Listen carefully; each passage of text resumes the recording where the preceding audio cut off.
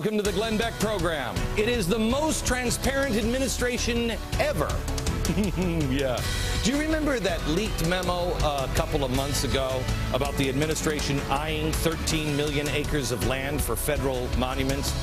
It happened on February 26th. The Secretary of the Interior, Ken Salazar, was asked to provide the rest of the missing pages of the leaked memo by March 26th. It's been 2 months. And the most transparent administration ever has provided 0 missing pages. So we have no idea what the administration has in mind with these plans. But there's another story from the most transparent administration ever. It's a Cass Sunstein-style land grab. Watch tonight. Listen tonight with fresh ears, fresh eyes, not political ones, but American eyes and ears. Transformation is underway. Come on, let's go.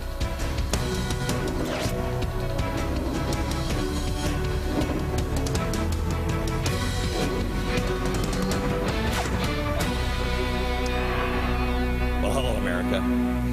I want to talk to you again about the fundamental transformation of America. It could happen tomorrow. I have to tell you, there are...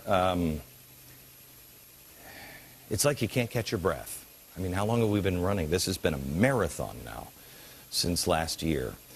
And there are some nasty things happening, maybe tomorrow, that will transform our country. You will add another star to our flag. You haven't heard this anywhere.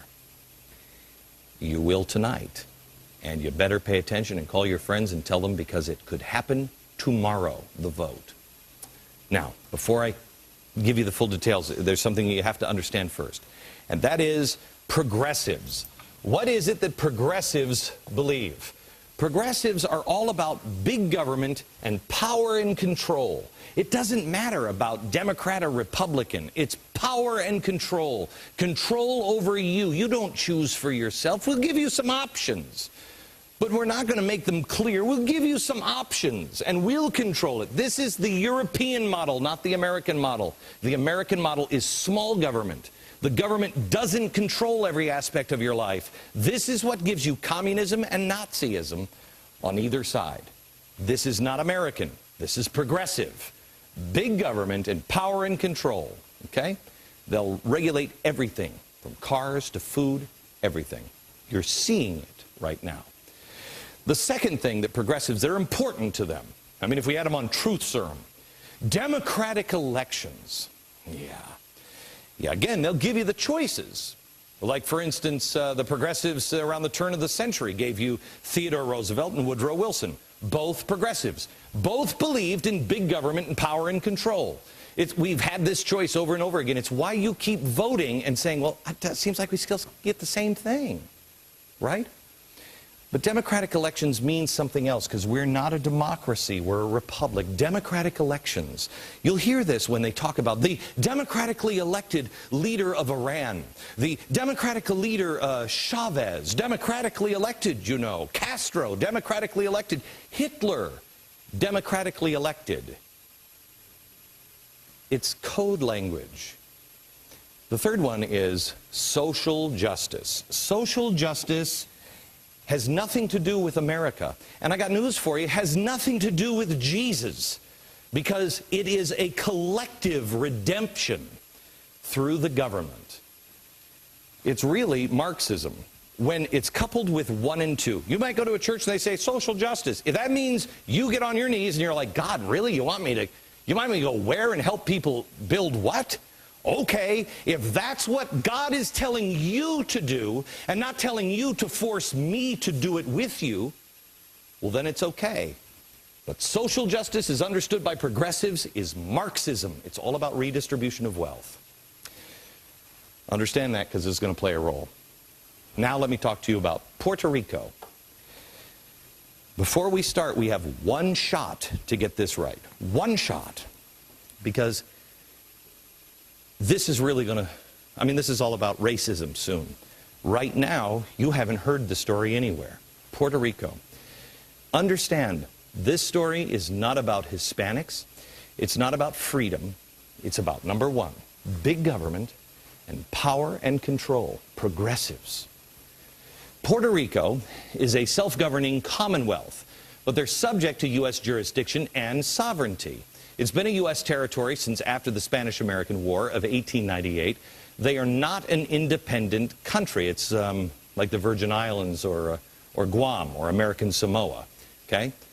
We protect them, and they get some of the things, you know, the benefits of America, like protection, but they don't have to pay taxes. It's a sweet deal. Well, some people like it, some people don't. I mean, if you're in Puerto Rico, you don't want to be just another 51st state. People have consistently voted against becoming America's 51st state in Puerto Rico 3 times since 1967. The latest one was in 1998. It's always been the same question, and here it is. 3 times, 67, 93, and 98, they voted no. The question has been, do you want to become a state? Do you want to be a state? That's the question. Pretty easy. No. Now, let me take you to Washington, D.C. Remember this question. Puerto Rico, do you want to be a state? No, 3 times. Now, let me take you to Washington, D.C., where tomorrow an important vote is happening. They're not asking this question, do you want to be a state? No, no, no.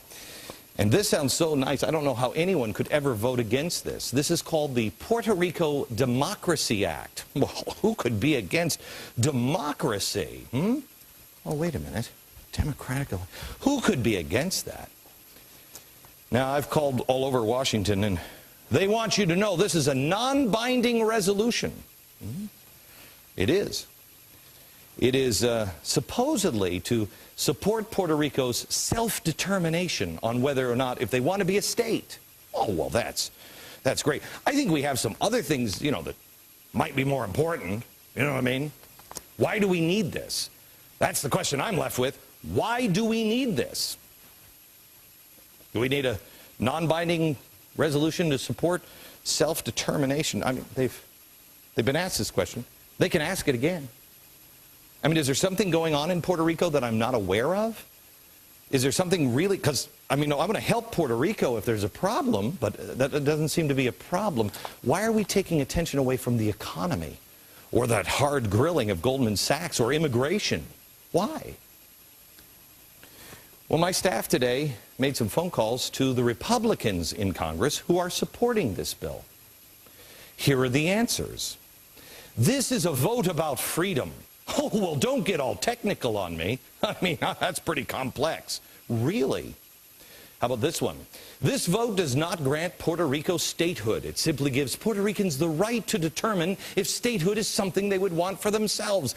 Gosh darn it, you Republicans, you are smart.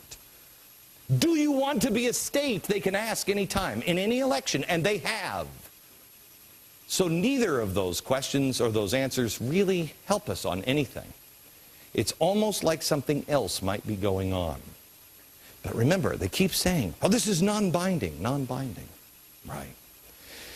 If I just trusted progressives, big government, power and control, transformation of America, big government, power and control, and democratic elections. See, democratic elections, there's always a catch. Remember I said, you know, democratically elected, Adolf Hitler.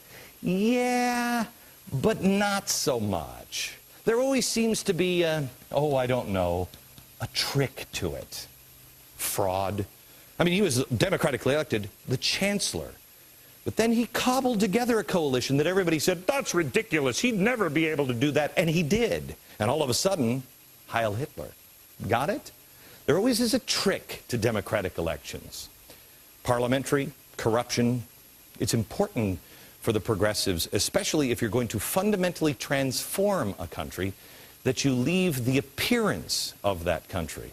For instance, they didn't just jam health care down your throat. No, no, no, no. They debated it. They did it through the democratic process. So is there a trick here? Okay. H.R. 2499. If this passes tomorrow they vote on this. If this passes, it will force a yes or no vote in